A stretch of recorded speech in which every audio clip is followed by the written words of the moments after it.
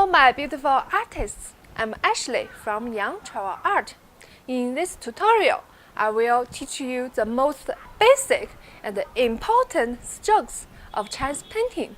Be sure to stay at the end of this video because I will show you some effective exercises that I have used to master the Chinese painting.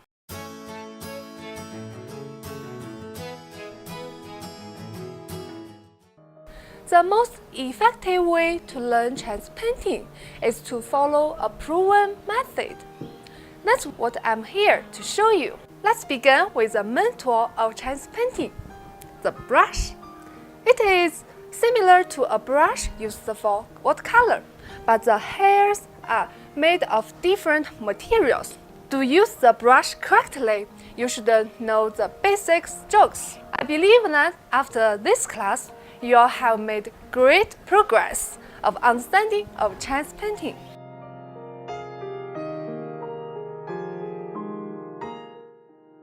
Now, before we get into the basic strokes, I want to make sure you have a basic understanding of the three variables of brush movement. Those are speed, pressure, and rotation. Keep in mind that those three variables are important in any stroke you make. I'll explain how these variables relate to each basic stroke. This part of the brush, called the hair, is used to paint the following strokes: upright vertical stroke, oblique stroke, reverse stroke, drag stroke, and so on. Note that some of these stroke names I translate by myself because I wasn't able to find an official list of the translation. If you know one, please let me know in the comment below. Although the English terms I use may be not official, I will keep them consistent so you don't get confused. Try to follow along in my explanation and the demonstration of each.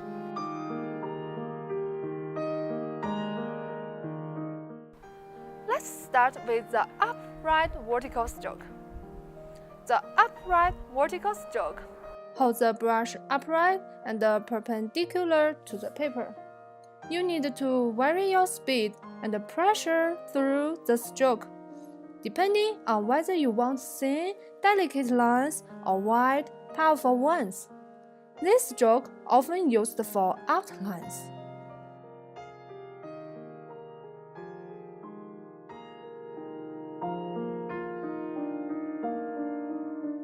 The second basic stroke is called the oblique stroke.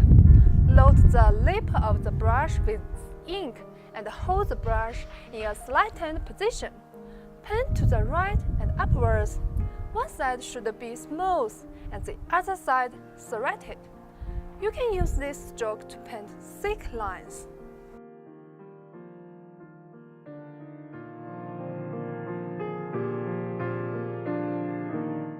The third stroke is the reverse stroke.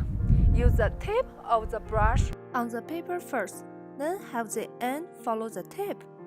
This stroke goes from down to up and from right to left. See why I called it a reverse stroke? If your brush is dry and you paint quickly, then it becomes a Feibai stroke. A Feibai stroke is when there is some white space between the blank ink. This kind of stroke is used for dead trees and branches.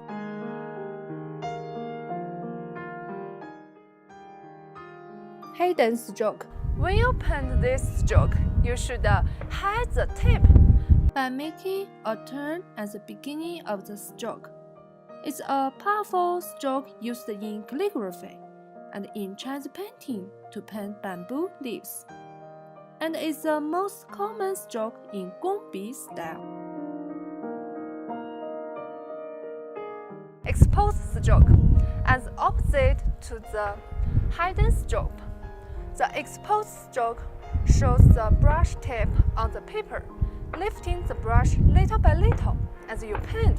This stroke can make flexible and elegant lines. Scatter stroke. This stroke is actually easier with an old brush. Use less water than usual, then twist the brush on the paper to separate and scatter the hairs. Then you can paint in any direction.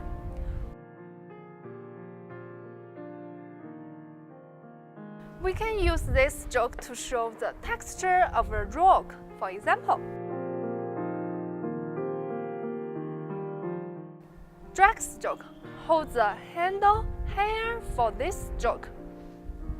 Incline the brush and place the tip on the paper.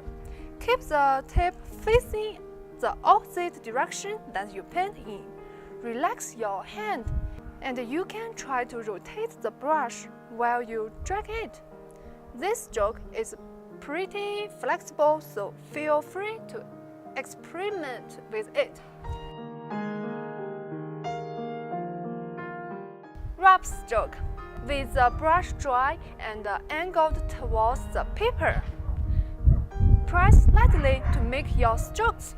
This stroke is often used for landscape painting. You can use it to paint natural scenes like rock and trees.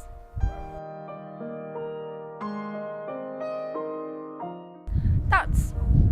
Dots are basically short, upright strokes. A good use of this stroke is to paint a flower petal.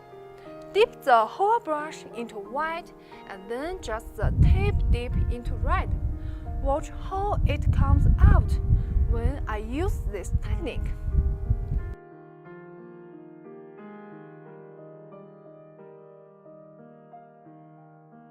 Now that you know the basic strokes, I'll give you some exercises to practice them.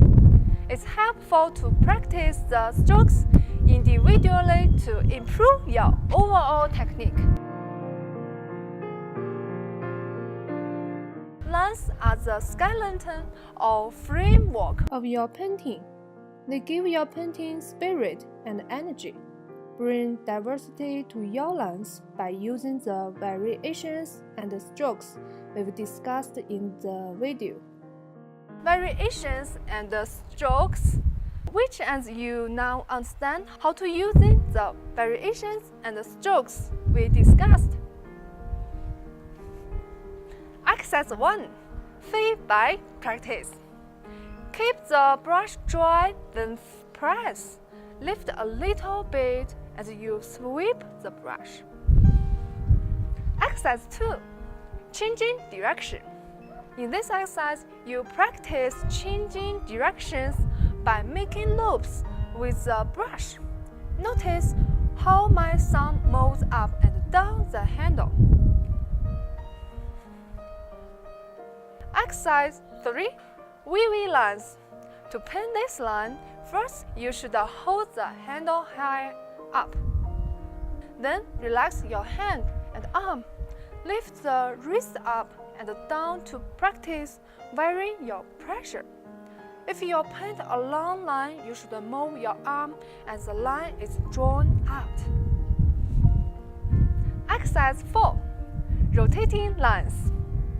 The tip to this exercise is to keep using the tip of the brush. Move the thumb upward when you paint the left side, and move it downwards when you paint the right side. Now then, you know the basic strokes of Chinese brush painting. It's time for you to put them to practice. In addition to the exercises I showed you at the end, I suggest you check out my class on how to paint bamboo and the narcissus flower. I have longer and more in-depth classes on Skillshare as well. So make sure to check those out too. Check the links in the description for more details.